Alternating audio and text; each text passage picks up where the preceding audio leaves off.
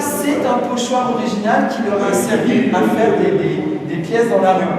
Donc ça, voilà comment les artistes travaillent ce pochoir. Alors, comment ils se fabriquent ce pochoir? Ils font d'abord un dessin.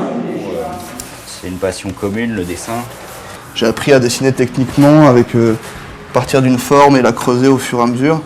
Et Louis, lui, est plus dans la recherche du motif, dans des formes un peu plus arrondies. On a toujours une intention qui est à peu près la même, mais un traitement qui est complètement différent.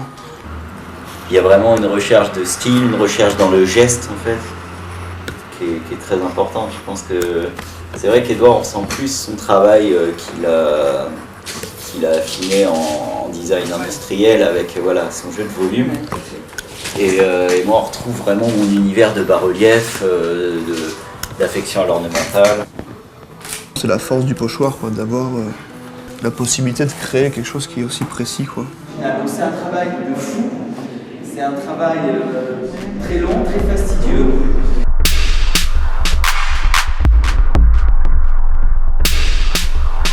Donc je me suis très vite mis à utiliser les oiseaux vraiment en guise de signature.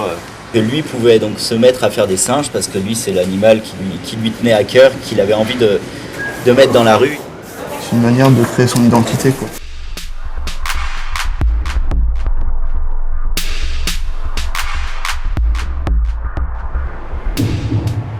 On s'est rendu compte qu'on était dans la double symbolique de l'homme en fait, avec l'oiseau rêveur et le singe qui est plutôt à vouloir bâtir le monde de ses propres mains, tandis que l'oiseau lui viendra chercher plutôt à s'élever par le monde onirique, le monde du rêve, la créativité. En fait, c'est les deux animaux pour moi qui forment le totem de l'homme, quoi.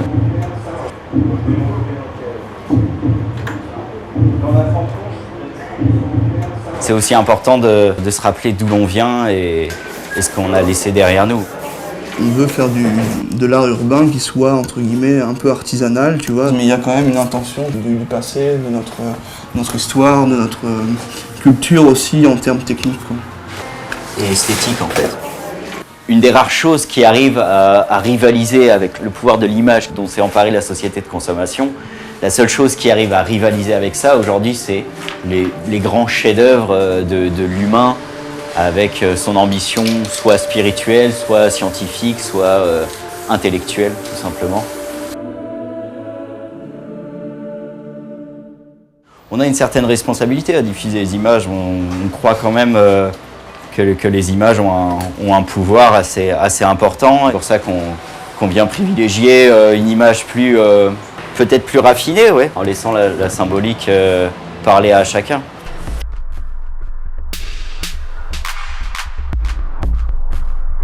C'est très important pour nous justement de fuir l'étiquette du tagueur, du graffeur, qui n'est pas du tout notre monde.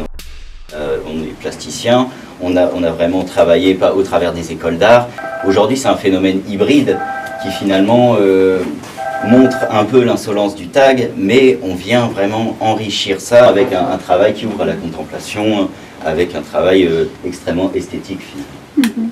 C'est vrai qu'on est dans quelque chose de plus lyrique en fait que quelque chose qui se consomme immédiatement. Vous êtes en dehors du temps un petit peu. Bah c'est ouais. Il y a un petit côté.